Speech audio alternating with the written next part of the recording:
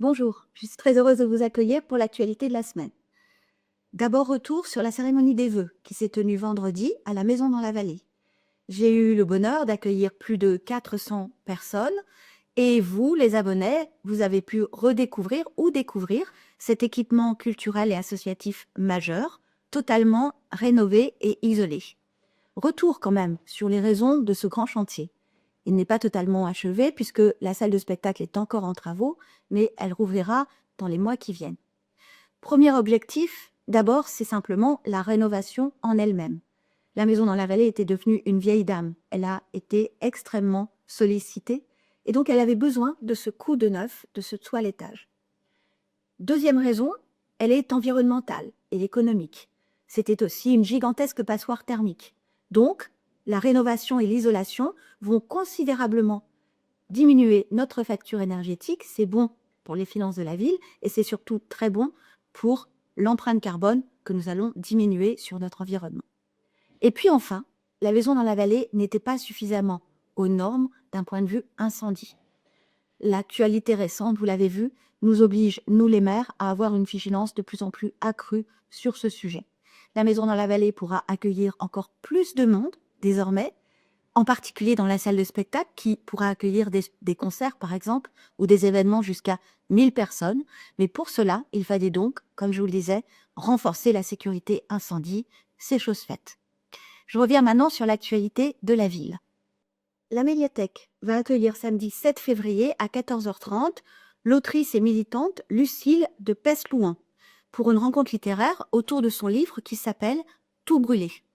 Cette rencontre, elle s'inscrit dans le cycle Prenons le temps d'en parler, qui va être consacré cette année au thème des enfances. Ça sera l'occasion d'avoir un espace de dialogue entre les lecteurs et l'auteur autour d'un sujet très sensible, encore trop souvent tabou, qui est l'inceste. Ce temps d'échange, il est ouvert aux adolescents et aux adultes sur inscription. Je vous invite à y venir nombreux. Toujours à la médiathèque, la ville propose un nouvel événement qui s'appelle Connecter mais pas trop. C'est pour les familles. La première étape, vendredi 6 février de 19h à 21h, sous la forme d'une soirée jeu, en famille donc, avec des quiz, des défis, des jeux de société, une activité créative et même un petit buffet convivial. Quel est l'objectif? C'est d'aborder la question des écrans de manière ludique et collective, afin à la fois d'en maîtriser l'usage et de prendre le temps aussi de faire autre chose que d'être sur ces écrans en famille. Les vacances d'hiver approchent. Comme chaque fois, je vous invite à consulter les activités de la ville dans Avon Vacances Sport. Et puis également, pour les adolescents, comme d'habitude, les chantiers citoyens. Pour rappel, de 16 à 22 ans, c'est la possibilité pour eux de se mettre au service pendant une semaine de la mairie pour une mission d'intérêt général. Et en contrepartie, nous leur donnons un petit coup de pouce financier pour un projet personnel.